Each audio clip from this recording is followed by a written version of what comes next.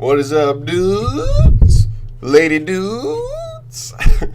Welcome back to Just Nuts, guys. My name's John, and we have all the last 10 cards of the Witchcraft archetype here all at once. We got one more monster last night, and I was like, okay, we got one tonight. Like, we're not getting anything for another week. And then we got it all. All 10 cards were missing right here, right now. And yeah, so we're gonna go over them real quick.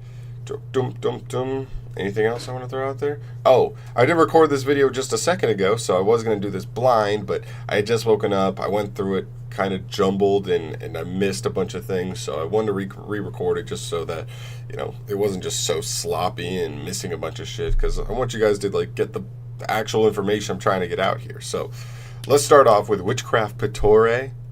It's a level 3 water spellcaster effect monster, 1000 attack, 1500 defense. You can only use each of this card's effects, each effect of this card's name once per turn. Okay, that same first effect you'll see wherever you go.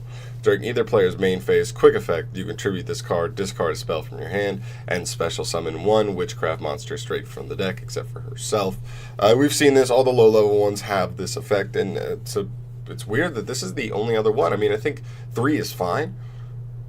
I expected 4 when I saw that effect. When I saw that multiple of them were going to have the effect, I expected 4 low ones, but 3 is still fine because you'll see in a little bit we have a card to help with that.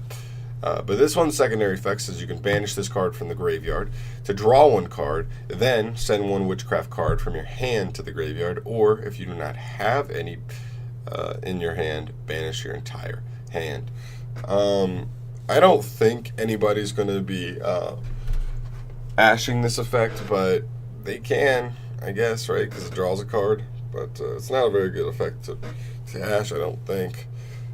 Then we'll keep moving on here. So pretty decent. I mean, it's another, like, I think just for this first effect you may need the name. Plus, if you do have a witchcraft in hand, you like discarding the spells anyway, so this is totally fine. All the monsters have effects engraved, all the low level monsters have effects engraved, so like this is fine. You get, like, it looks like a 1-for-1, but it actually could be like a +1 depending on the situation. So then we move to a level 5 light spellcaster effect monster, 2000 attack, 2300 defense. Her name is Witchcraft Edel. There, pretty cool. I love her weapon. Her weapon's like a wrench, but it's like a giant wrench as it carries on her back. That's awesome. Both her effects are hard once per turns, as per usual. Yeah, and they can't be used in the same turn. First effect, quick effect. You can discard 1 spell card, any spell card. Special summon 1 witchcraft monster from your hand. Oh, that's special from deck. Clean, because then it's like a straight up +1. Because special from hand, it's not a +1. It's already like an active resource you have access to. So like, it's not really that good. I'm not trying to go -1 just to get a monster out of my hand. Second effect says you can tribute this card, then target 1 spellcaster monster in your graveyard, except for herself, and special summon that monster. Again, like, she's already bigger than most of the other ones. Like, I guess if you're trying to go into Vere, you could special summon one of the smaller ones and then go into Vere, but that requires spells in hand and a bunch of setup and stuff, so I'm not so sure about this one, but this one's probably the worst one in the whole archetype, to be honest, but we'll see. Then we have Witchcraft Haine, or Heine. It's a level 7 dark spellcast effect monster. I really hope it's Heine. That would be amazing. Jesus. Attack 2400, defense 1000. You can use the second effect of this card's name once per turn. The first effect does not activate. It's a continuous effect saying other spellcaster monsters you control cannot be targeted by your opponent's effects. Pretty solid. I mean, for real. Yeah, straight up. You know, I'm curious if summon, not summon sorceress, what the hell's his name? The old man. Oh my god, I'm blanking on his name, but I'm actually curious how well he would work in this archetype, but we'll get there when we get there. Quick effect. There we go. You can discard 1 spell from your hand, then target 1 face-up card your opponent controls and destroy it. That's pretty decent disruption. I mean, if you just go first and throw this up, like it's at least like a pop your opponent needs to play through. It's something. I mean, that's what I was looking for. Every archetype nowadays needs to have some kind of disruption. Doesn't have insane because we do have generic disruption cards we can throw into any deck, but you do want to see some kind of disruption in the archetype built in, and this is decent. Not amazing, but decent. So not quite Dryden, but almost on the level of Dryden pop. You got a discard, which stinks, but it can only be face up. So, but decent. You know, big monster that pops on the quick effect. That's pretty solid. Then we move to Witchcraft Creation. This is the biggest card here, honestly. This is the most important card in the entire archetype. Not archetype, but oh, maybe. So you can only activate one of this card's name effects once per turn and only once that turn. Okay, so you got two effects, you can only activate one a turn. First effect, add one witchcraft monster. Wait, what? I'm so confused. Is it witchcraft monster? Oh no. So I guess when this first came out, this didn't say witchcraft monster. This said witchcraft card. So now it's witchcraft monster, which makes this so much worse. It's not bad. I mean, obviously, it's still a rota for any monster in your deck. It's still good, but like, it's not great. Add one witchcraft monster from your deck to your hand. Still solid. I mean, if it was card is what we need. Card is what we need. All right. Then during your end phase, if you control a witchcraft monster while this card is in your graveyard, you can add this card to your hand. Keep in mind, only one of these effects can be activated in a turn, so you can either add or you can get this back to your hand. So on the end phase, so it is recursion, but it's really slow. You're not going to get it back until the end phase of your next turn. So if you use this, you can get it back, and it can be completely free resources. So that can be decent. That can be solid in the grind game, but at least for, you know, turn 1 and 2, you just get one search. Still a good card for the archetype. Really nice consistency wise to get to the monsters you need to see, the low level ones that you probably want to turbo into your turbo into your you know, Vere or whatever you're trying to go into.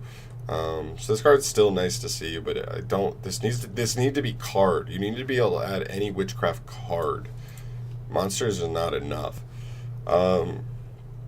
Then we have Witchcraft Sabotage as a normal spell card. You can only use one effect of this card's name once per turn, and only once per turn. So same thing. Target one witchcraft monster in your graveyard, special summon it. So there's a monster reborn, but the second effect is the same effect. During your end phase, you control witchcraft while this card's in the grave. Add it back to your hand. You only activate one turn, so you probably won't get this back until the end phase of your second turn, usually. So still, like, I'm not even gonna lie, I love this recursion effect because I don't think it's so busted that like you're not getting it on the first end phase you get it, so it's alive next turn. That'd be a little too fast, but still slow, but still fast enough. I like this effect that it's slow, but it makes your grind game seem like so impossible for your opponent. If they can't break through you early game, then like literally every turn you're going to be getting back, because like once you keep these in flux, then every end phase, like after that second end phase, you're just like, oh, another 3 spells to hand. They're like, oh, spells? I'm like, yeah, spells. This one's actually pretty good though, because like your monsters tribute themselves, so you're gonna have like, you can have a witchcraft in the grave every single turn, so might as well get this card rolling. Then we have Witchcraft Collaboration, another spell card here. You can activate this both effects once and only once that turn. Target one witchcraft monster you control. During this turn, that monster can attack twice during each battle phase. Also, if that monster attacks, your opponent can activate spells or traps until the end of the damage step.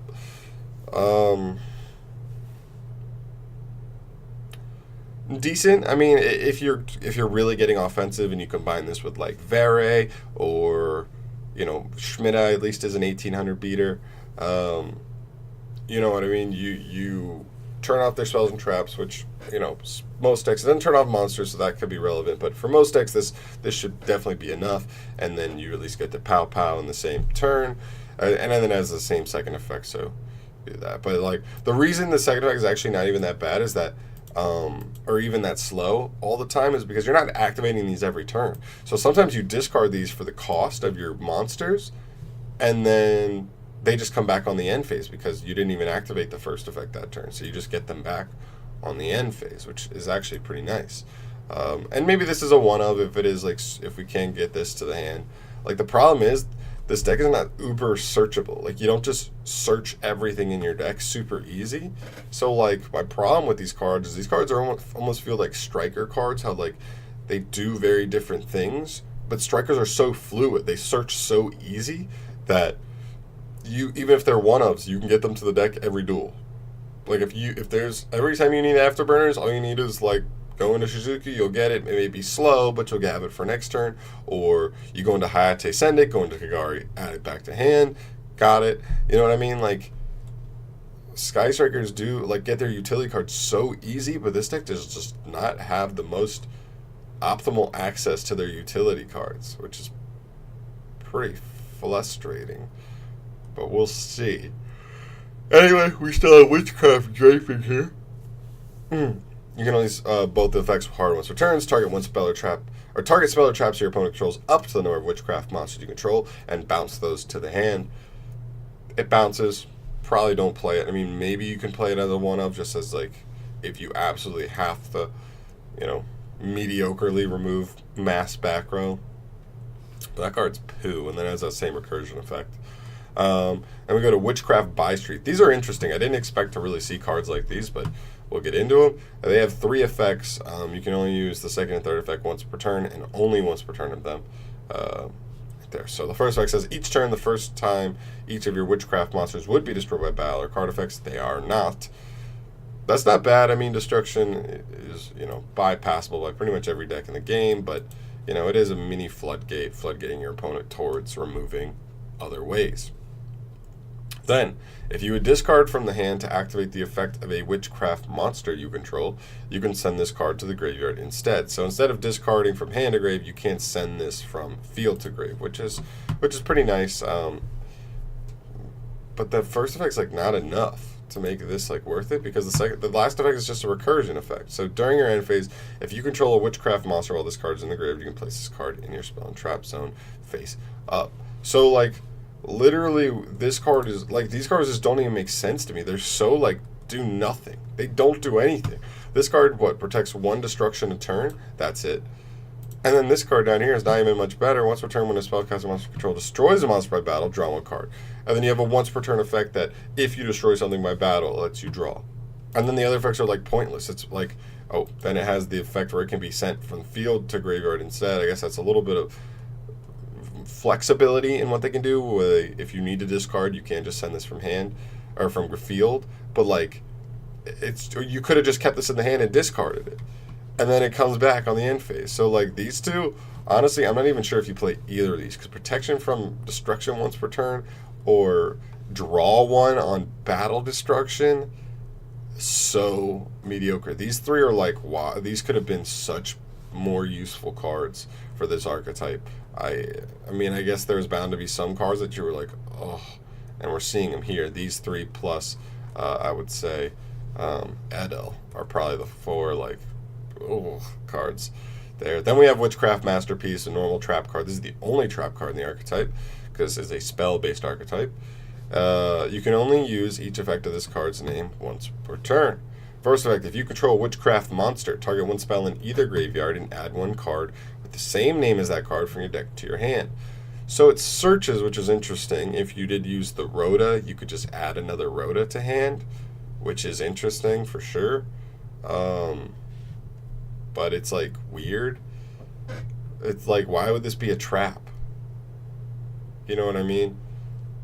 I guess it's okay. I mean, I guess this deck's okay. It's just slow. I mean, the deck's already seems to be pretty slow, but have like a pretty good grind game probably. The second effect says you can banish this card in any number of spells from your graveyard to special summon from your deck 1 witchcraft monster with a level equal to the number of spells banished. This effect cannot be activated during the turn this card is sent to the graveyard. That's another kind of lame thing. I mean, I like that it can be like Trickstar Reincarnation. It can banish on the fly because it's a trap to special from deck. And you do have a level 2 in Pottery, so I guess this plus like just any 2 spells in grave. But that's another thing as well. Like pretty much all the spells you're going to be putting in grave are spells you want to keep in grave because you're going to get them back on the next on your next end phase. So like, really weird. There's a suggested Konami deck recipe, which is not.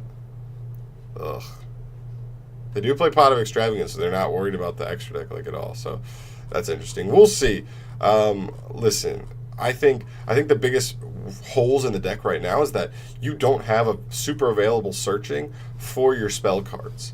Like, they have like different interesting kind of effects, but you don't have like intricate or just readily available ways to search whichever one you need, which is like kind of like the downfall a little bit, I feel like. They do a very strong grind game, I will say that. They don't explode turn one, so as long as you can hold your opponent off for that first 2 turns, you're just going to keep getting those resources back every single turn, which is pretty cool. And then the other weakness I would say is the monster. You only have 3 main deck monsters, so if you don't see those or this card, you do just kind of lose the game, and you are forced to play some cards, like, because you're gonna have to play like 1 to 2 Vere probably, and maybe 1 of this card, 1 or 2 of this card. So you're probably forced to play 2 to 4 just straight up like brick boss monsters in your deck that if you see them in your hand, it's like actually terrible. So we'll see how that goes consistency wise, but there are some interesting cards here, guys. Let me know what you plan on doing with this deck. Let me know what you think of this deck. I mean, listen, we can play Foolish Burial Goods, we can play Pot of Extravagance. We have some interesting turbo cards to help get spells in the grave to make Masterpiece a little more live. So you could even just like Foolish Burial Goods this to the grave, and you already have 1 spell in grave with this on board to like almost just activate your this to get Pottery out. So this is a nice follow-up play, free special summon and stuff. So keep an eye out, because I think this deck has a chance to do something. I'm just not sure what or how. There's definitely just a lot here. I'm just not sure how it'll all come together with what kind of support. So let me know what you guys think. Let me know how you think this deck will come together, if you think it's good, if you think you're going to pick it up. I'm definitely going to pick it up regardless. I love this archetype. And hopefully it comes together more than how it seems on paper. So, guys, thank you so much for watching this video. If you enjoyed, subscribe to the channel for more news from me in the future. And I'll see you in the next one. Peace out, guys.